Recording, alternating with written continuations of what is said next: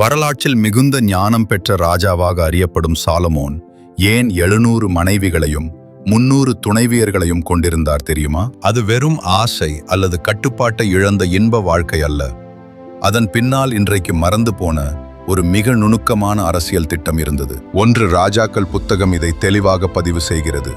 Solomon அரசாங்கத்தை பெற்றபோது அவர் அமைதியான, பாதுகாப்பான நாட்டை அல்ல, தந்தை தாவீது போர்களால் அடக்கியிருந்த அண்டை நாடுகளால் சூழப்பட்ட ஒரு நிலையை பெற்றார்.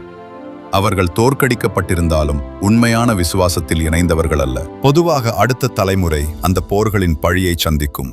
ஆனால் சாலமோன் ஆட்சியின் சுமார் 40 ஆண்டுகள் இஸ்ரவேல் பெரிய போர்களில் ஈடுபடவில்லை. அவர் அதை எப்படி சாதித்தார்? அவர் அதிக ஆயுதங்களை உருவாக்கவில்லை, அதிக திருமணங்களை ஏற்படுத்தினார்.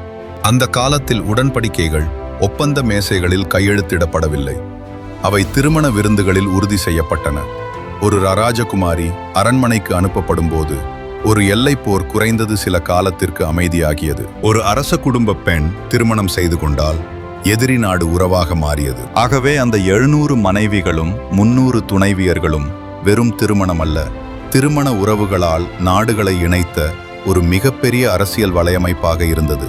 வாளை எடுக்கக்கூடிய நாடுகள் உறவினர்களாக மாறின. எகிப்து பார்வோனின் மகளையும் சாலமோன் மணந்தார். அந்த காலத்தின் மிகப்பெரிய சக்தி கூட அவருடைய உறவினராகியது. பலருக்கு இது கட்டுப்பாடின்றி வீட்டு போல தோன்றலாம்.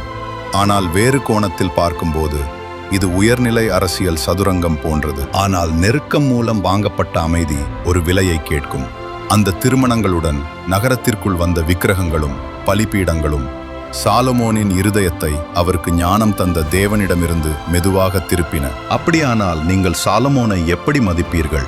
தொலைநோக்குடன் செயல்பட்ட ராஜாவா அல்லது ஆழமாக தவறிவிட்ட மனிதனா? உங்கள் கருத்தை கருத்து பகுதியில் பகிருங்கள். மேலும் அமைதிக்காக தங்கள் எல்லைகளை விட்டுக் கொடுக்கிற ஒருவருடன் இந்த வீடியோவை பகிருங்கள்.